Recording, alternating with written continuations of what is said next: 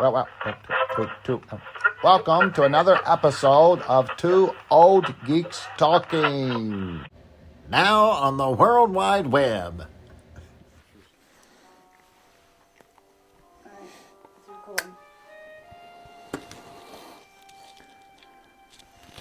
Welcome to Two Old Geeks Talking. I'm Rob. And I'm Trace.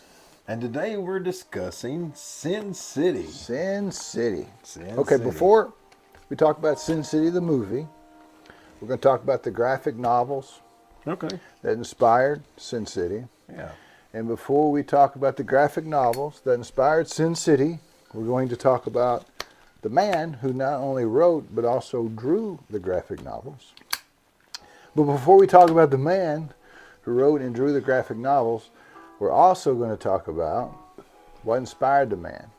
What inspired the man was film noir movies. So, do you know what that is? 1940s based detective movies. Yes, in the 1940s, and even in the early 50s, film noir was a real popular type of movie. Had a very stylized look. It was black and white.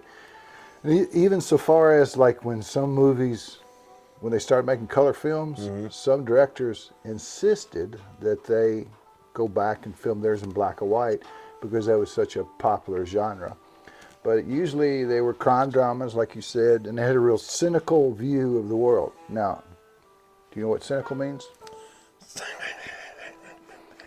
You're cynical. I won't disagree with that. So cynical is when you don't think there's really any good or bad in the world. You think that people are driven by their own base desires.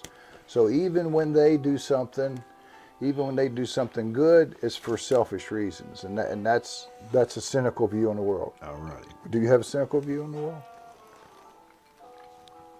Sure. So anyway, but I mean, that whole is not just film noir. I mean, noir went into books. I mean, here's an old Mickey Spillane book, put out in 1950, sold over 4 million copies. The Big Keel. And I like reading those types of detective books because they always have this internal narration that's going on inside the detective, the grizzled old detective's mind. And really, one of our favorite movies, Blade Runner, they took a 1940s detective movie and added it with science fiction. Right. And so they got that narration that Harrison Ford did, and a lot of people don't like that. But it couldn't have been a combination of 1940s detective and sci-fi without it. Yeah, it kind of threw me off when they took it out. Yeah, I didn't like it either. Yeah. So Frank Miller was born in 1957. All right. And he's a writer as well as an artist. And he started writing and drawing. Probably one of his most famous works would be in the Daredevil. He had an incredible Daredevil run. He took Daredevil from like this goofy clown character and made him the awesome character that everybody knows today, that everybody loves. And so, so the Netflix show and the new upcoming Daredevil, Born Again, that's really because of Frank Miller. He also did the same thing with Batman. Right. And Batman Dark Knight. Right. Made him a little more grittier. Did you read Batman Year One? I did. And he did that as well. Was it good? It was good. Yeah. Wasn't a big fan of how they did James Gordon in it, but yeah. Other than that, it was a good comic book. So not only Daredevil and Batman, but he had some original ideas as well. He had a comic called Ronin about a samurai. It talked about him in the future, in the past. He also had a real popular book that became a movie also called 300. Right. And he of course, he also wrote scripts like in RoboCop. He did the script for RoboCop 2 and RoboCop 3. But his magnum opus, if you want to say, would be Sin City. Right. So Sin City first appeared in Dark Horse Presents 51, which came out in 1991. Did you ever read any of the Sin City comics? No. Nope. My introduction to it was the comic book or the movie itself. Just the movie? Yeah. Well, let me tell you about it, brother. Appreciate it. So since Sin City is the star of the comic. So Sin City is made up of a lot of different characters, a lot of different people, a lot of different personalities. But the city is actually called Basin City, Basin. Right. They call it Sin City for short. And of course, it's loosely based on Las Vegas, which we call Sin City. But in the first Dark Horse Presents number 51, and Dark Horse Presents was like, remember Marvel Premiere, Marvel Spotlight, where they would have different, each Right. issue would have something different, and Marvel would throw something against the wall, and if it stuck and people liked it, it'd have its own comic. Same thing happened with Sin City. So it was in Dark Horse Presents, black and white. And so whenever it became popular, they had several miniseries after that. But the first story was called The Hard Goodbye. And it introduced a character called Marv. Right. So Marv, Big guy. yeah, in the movie is played by Mickey Rourke. And Marv reminds me a little bit of you. So he's this big guy. He's a nice guy. He's got a lot of chivalry to him, and but he's also an ex-con and kind of psychotic. so You had me up until the psychotic part. But I'm an ex-con. I'm not an ex-con. but anyway, without ruining the story, it's your classic crime drama. So Marv is a guy, and he gets this beautiful 10 out of 10 woman to sleep with him one night. Goldie. And he can't understand why she would be interested in him. And so he finds out after the fact that she had some people after her, and she picked the biggest guy in town to be with so that she'd have protection. Well, he wakes up in the morning. He should be elated. But he wakes up and she's dead next to him with no marks whatsoever, and the police sirens are already starting. Right. So nobody's had a chance to call the police. So it was a setup. So he knows it's a setup. So I really, really like that story. And so that's in Sin City, The Hard Goodbye. And Frank did the art in it. It's all black and white with just little splashes of color. And it is incredible. I mean, the narration, the way it's written, the way it's drawn. You know, Frank's art style has really changed. When he did Daredevil, it wasn't too different than most art styles. But now he's got real angular and real cut up. Mm-hmm. And what he did with just the black and white, those pictures were incredible. What'd you think about it? That's right, you never did read it, did you? No, I never did read it. I've seen the pictures. I've seen the illustration. You know me, I'm an illustrating junkie. And I enjoyed it. There's times that I think Frank Miller got stuck with that. Mm-hmm. Like, you mean got pigeonholed into that type of work? Into that type of work, because didn't he also do, what's that? We did that episode on The Spirit. No, he didn't do Spirit. No, he did the movie, though. They directed, the same people that directed the Sin the City same people did it, and they tried to make it look like Sin City, but it didn't come off as good. So he come out with The Hard Goodbye. Everybody loved it. They wanted more. And so they come out with A Dame to Kill For. Dame to Kill For is about a character named Dwight, new character. And so all these characters live inside Sin City. And Dwight, he's attempting to rescue his girlfriend, Ava. And have you ever had a woman manipulate you in the past? Yeah, sure. Who hasn't? Who hasn't had anybody manipulate them in the past, man or woman? Well, A Dame to Kill For is Dwight getting manipulated to the 10th degree by a woman, by a beautiful woman. And so it's a real, real good story. The art in there is fantastic, and it's well worth reading it. And it was incredible. Now, Dwight was played by Clive Owen in the movie, and so it's pretty good. So after that,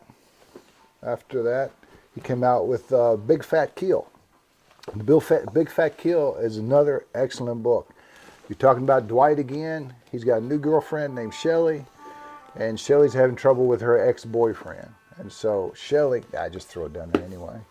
So Shelley's got an ex-boyfriend that's causing her trouble, which obviously causes Dwight problems because he's with her now. And I'll just leave it at that. But that's a great story as well. What I have to say about his art is the simplicity of it. really goes a long way. I know that sounds weird, but there's no need to put in 1,000 million details into a background. Right. Sometimes the whole background's solid white. Sometimes it's just like light from a door. Well, I mean, that's beautiful. I mean, the Yeah. thing is like when you're drawing a color comic, you do it in a certain way. When you know you're drawing a comic and you know it's going to be black and white, then you have to do it in yet another way. But his next graphic novel that came out was The Yellow Bastard. It's my favorite. And so it's about a detective named Hartigan, and he was played by Bruce Willis in the movie. And so Hartigan has got like 1 week left before he retires. But he's got this case he's wanting to crack. There's this child killer and molester named Nick Stahl that he's after. He's captured some 11-year-old girl named Nancy Callahan. And so he's willing to risk his life and his career to try to save this young girl. And I really, really like that comic, and I even like it better than Marv and Hard Goodbye. So then after that, he come out with Family Values, and you got Dwight again. He's with an Asian prostitute called Miho, and these are adult comics if you haven't figured it out. But it's Dwight and Miho against the mob, and so that's a decent comic. I will say that Frank's art can be really, really good, and sometimes I don't know if he's rushed or he just doesn't put time into it. The art kind of suffers, but the story's usually always there. But this one right here, the art wasn't the best in the world. I wasn't a big fan of it. Next, Booze, Broads, and Bullets. Man, that's a good name, right? Yeah. So Booze, Broads, and Bullets, and they should have had boobs in there too, and then had one more B. But it's a bunch of short stories, just a collection of short stories of different characters. Marv's in there again, Dwight, and several other characters. But it's pretty well written as well. So then, lastly, as far as the graphic novels, is Hell and Back. And this one you got a brand new character named Wallace. He's an ex-military guy and a martial artist. This was the longest of all the miniseries. It actually ran 9 issues. And so Wallace comes across this suicidal woman named Esther. And they start a relationship, and it's about what transpires after the relationship. So all these stories don't necessarily have a happy ending. So Most of them don't. yes, but they're very, very, very, very good. So, but this wasn't made into a movie. This was not even part of the movie. No, it wasn't made into a movie. So let's talk about the movie, brother. So you watched it recently? Yes. So tell me what you thought about it, because I've been Now, I talking watched too much. the box set you let me borrow. I watched just the theatrical release. I didn't watch any of the extended stuff or anything Yeah. like that. I had seen it. I had seen it in the past, and I enjoyed it. Rewatching it, yeah, I really, and being able, because it comes with a small graphic novel. Yes, and I was hoping you'd look at that. It Right. comes with the hardback. So as such, it you can almost like follow along with the movie itself, and it is so true to the comic. Who was the director and Yeah, well, I mean they Robert were- Rodriguez, he was a director. he was And faithful to the comic. he's done a lot of stuff I liked in the past. He did Desperado, and you saw that, right? Right. With Antonio Banderas. He did Alita Battle Angel. Did you ever see that? No. And that was very, very good. And so he's a great director. He did what Zack Snyder did in the movie 300, and that he pretty much took what you saw in the graphic novel and put it on the screen best he could. And the dialogue in the books is the exact dialogue in the movie, so they don't, like you said, it follows along perfect with Right. it. So he didn't try to jazz it up or cut anything out. I mean, he just left it exactly the way it And the was. fact that Frank Miller was actually there. Yeah. Frank was involved the entire way. In fact, Quentin Tarantino stopped in because he's a big friend of Robert Rodriguez, Right. and he even helped direct some of the car chase scenes with Dwight toward the end. Yeah, where him and the dead body was next Yes. to him. Yeah.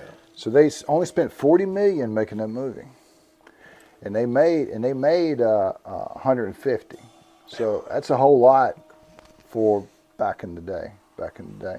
And so, but I mean, you had Bruce Willis in there, you had Mickey Rourke in there, you had Jessica Alba in there, you had Clive Owen, Rutger Hauer, you had Elijah Wood, Frodo himself, Josh Hartnett. Did you know Elijah Wood and not Rutger Hauer, but who's the guy that played the big guy? Mickey Rourke. They had that fight scene, and they never met each other until after the movie was done. Oh, it was all done CGI. Well, no, it wasn't CGI. This person would record their part with a stand-in. This person recorded their part with a stand-in, and they spliced it together. That's crazy. That is crazy. We had Rosario Dawson, Yeah. Michael Clark Duncan, and the movie was based on these novels, Yellow Bastard, Hard Goodbye, and Big Fat Kill. Right. So the critics loved it, and the audience loved it. Do you remember our little brother Matthew? I remember him. Yeah. No. He ain't going nowhere. No, do you remember he had made a movie projector that you could project a movie up on a wall? Right. And we went down Mom and Dad's, the whole family did, and he hung up a white sheet and he played Sin City. And we all gathered around and watched it. Do you remember that? Yeah. Yeah. Because I thought, this is probably not the movie to pick playing for Mom and Dad. But I mean, the movie was monochrome with splashes of color, just exactly like it was one of the best, just exactly like the trade paperbacks or the graphic novels. It was one of the best adaptions that I had ever seen. So they made quite a bit of money off of it, tripled their money, so they decide they're going to do what? Make a sequel. Sequel. I didn't see the sequel. You didn't see the sequel? No. Remember the name of the sequel? I'm assuming Sin City 2. Sin City, A Dame to Kill For. Oh, was it? Okay. So it was based on more Frank Miller novel. It didn't come out to 9 years later. So all the hype and around Sin City had kind of faded off. But they used the same formula, and it was black and white with splashes of color. The problem was with it, it was a prequel/sequel. I've never seen that. So it was a bunch of short stories like the first movie, Right. but some of them happened before the first movie, and some of them happened after the first movie, and there was really no designation as to which was what, and they jumped back and forth. Even in the first movie, when you're watching it, then it gets to the very last part, it actually happens before all the other stuff happens, because you see Bruce Willis's character in the bar, and there's the other characters in the bar. Yeah. And they hadn't even started their story, although you had just watched their story. Yeah, I mean, that was part of the reason. That was part of the reason I didn't care as much for the second one, because they jumped around prequel sequels. Well, even the first one did that. It reminded me. I had no problem with it because it reminded me of the way Dickens used to write. He would start out with the ending of the story at the beginning. Yeah. And then you would almost lead up to where you actually started. Well, Joseph Gordon-Levitt was in this one as some young punk gambler named Johnny. I really like that. They brought back Mickey Rourke as Marv. Now, I didn't care for his new story as much as the other one. Jessica Alba come back. She had a real small part in the first movie, and they really lengthened her part out in this one. But the bad thing is, her story wasn't in this books at all. Frank wrote something new for that character. Oh. And to be honest with you, I liked her story ending, the way it ended in the books and the way it ended in the first movie. I didn't really care for what they added. Now, it was nice to see Jessica Alba get to show off her acting chops, but having said that, I didn't really care for the story. They brought back Bruce Willis as Hartigan's ghost, and if you were to connect all the scenes he was in together, it might be 2 minutes. Huh. So I didn't really care for that. I felt like it took away from the first story doing that. Pyers Booth was in it. He had a small part in Sin City, but he had a big part here, and he makes a great bad guy, so that was great. Josh Brolin was in it. Teresa's a big Josh Brolin fan. He was playing Dwight pre-surgery because Dwight had got busted up in Sin City, and his face looked different, and nobody recognized him. Well, this is what he looked like before. And Eva Green was it. It's worth watching just for Eva Green. She's the dame to kill for. Okay. She looks so good. I can't picture who that is. Yeah, I don't know how to describe it to you.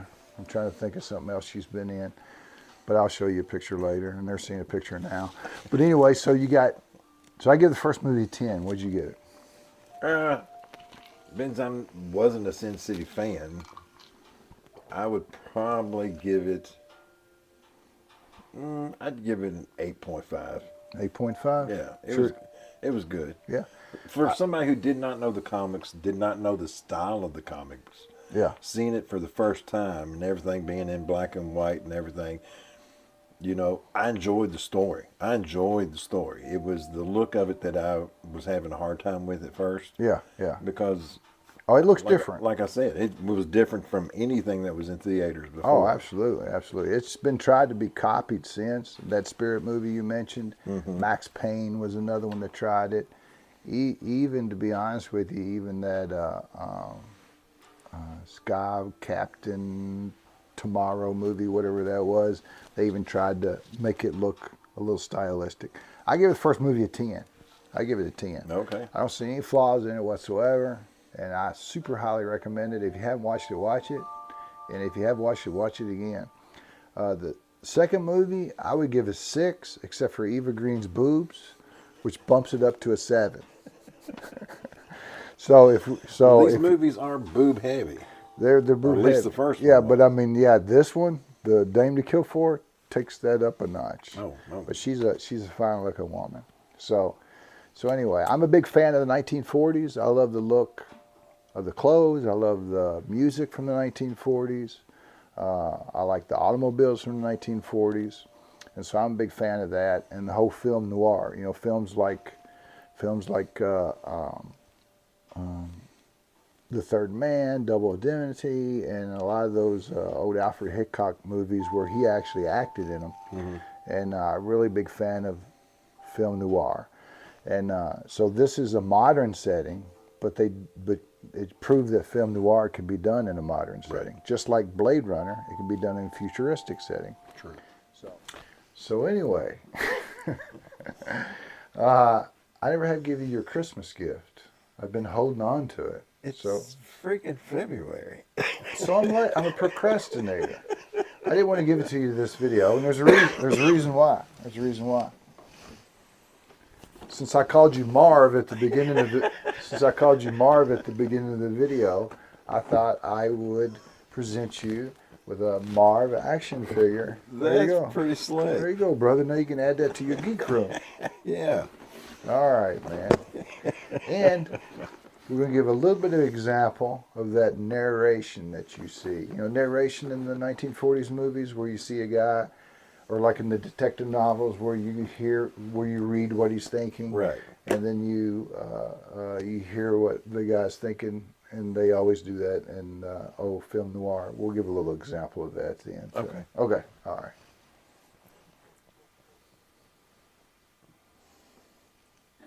I tried to drown my anger, but that bastard learned how to swim. It was 9 p.m. I was in my office. The rain falls harder than my self-esteem after being dumped. Then it happened. She walked past my window, which was strange, as I'm on the 4th floor. Anyway, are you done, brother? I'm done. All right. Well, appreciate you watching. Please hit that like and subscribe button, and the notification bell, and stay geeky, my friends. All right.